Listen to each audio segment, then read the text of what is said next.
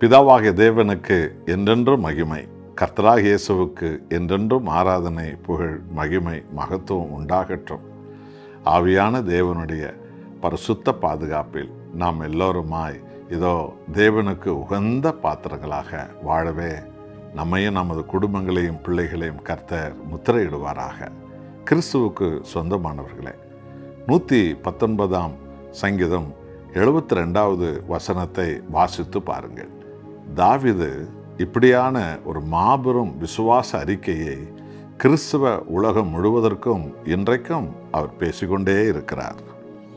அநேகமாயிரம் பொன் வெள்ளியை பார்க்கலும் நீர் விளம்பின வேதமே எனக்கு நலம் என்று தாவீது சொன்னார்.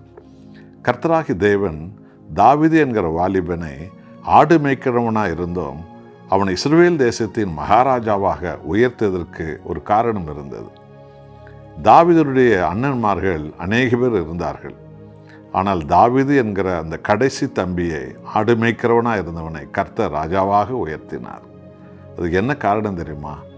தாவீது எல்லாவற்றுக்கும் மேலாக தேவாதி தேவனையே அதிகமாக தாவீது நேசித்தார். எல்லாவற்றுக்கும் மேலாக தேவனுடைய வார்த்தையின் மேல் தாவீது பசி தாகம் உள்ளவராக அவர் இருந்தார். ஆகவேதான் தாவீது சொல்லுகிறார், தேவனே நீர் எனக்கு கொடுத்த பொன் வெள்ளியை பார்க்கலாம். மகாராஜாவான மாறிய தாவீதின் அரண்மனையில் டன் கணக்காக தங்கங்கள் வந்து சேர்ந்தது, வெள்ளிகள் வந்து சேர்ந்தது. அதில் 10 டன் தங்கத்தை தேவனுடைய ஆலயம் கட்டுவதற்கு மகன் சாலுமோன் இடத்துல கொடுத்திருக்கிறார் தாவீது. 100கணக்கான டன் வெள்ளியை ஆலயத்தை அலங்கரிப்பதற்கு கொடுத்திருக்கிறார். இவ்வளவு தங்க நாற்காலியில் அமர்ந்த தாவீது, தங்க கட்டிகளை டன் கணக்காக பார்த்த தாவீது, அதில் ஒன்றின் மேலும் அவருடைய மனம் ஆசை வைக்கவே இல்லை.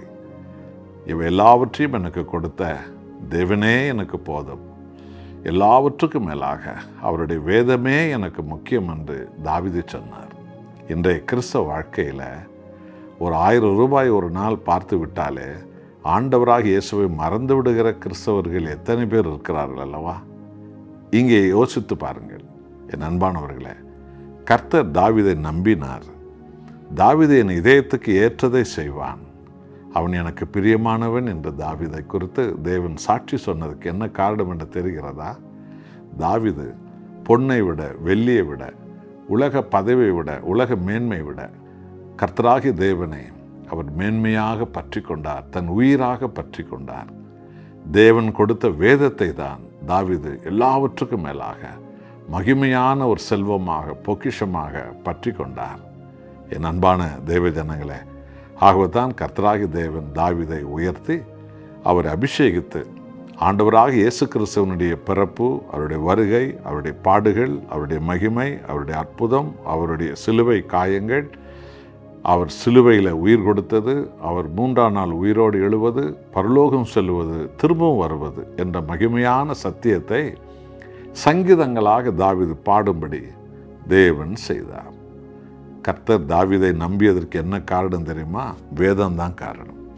இந்த வேதத்தின் மேல் தாவீது அளவிட முடியாத அந்த ஆசையை, அந்த இன்பத்தை அவர் தேவனுடைய சமூகத்தில் வைத்தார்.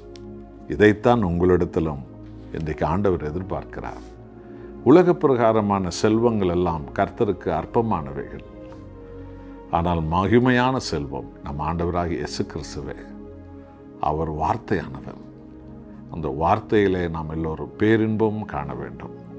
இப்படிப்பட்டவர்களை கொண்டு தான் கர்த்தர் ஒவ்வொரு பகுதியிலும் எழுப்புதலை கொண்டு வர அவர் காத்திருக்கிறார். இப்படிப்பட்ட தாகமுள்ளவர்களாக, வேதத்தின் மேல் வாஞ்ச உள்ளவர்களாக நாம் மாறுவோமா? ஒப்பு கொடுப்போம். அன்புள்ள நேசரே, பொன்னை விட, வெள்ளியை விட உம்முடைய வேதம் எனக்கு மேலானது, முக்கியமானது, அதுவே எனக்கு போதும் என்று தாவீது சொன்னது எத்தனை மகிமை! இப்படிப்பட்டவர்களாக இன்றைக்கு ஒரு ஊழியர்கள் வர வேண்டும், போதகர்கள் வர வேண்டும், பாதிரியார்கள் வர வேண்டும், சபையில் வாஞ்சிக்குள்ள விசுவாசிகள் வர வேண்டும், உலகம் முழுவதும் உள்ள கிறிஸ்தவ ஜனங்கள் இப்படிப்பட்டவர்களாக வர வேண்டும். இப்படி உம்முடைய வேத வசனத்தின் மேல் தாகமுள்ளவர்களைத்தான் கொண்டுதான் நீர் எழுப்புதலை கொண்டு வருகிறீர். ஆண்டவரே, நீர் அப்படியாக எல்லோரையும் எழுப்பி தாரும். இந்த வாஞ்சி எங்களுக்கு தாரும். இயேசுவின் நாமத்தில் பிதாவே, ஆமென்.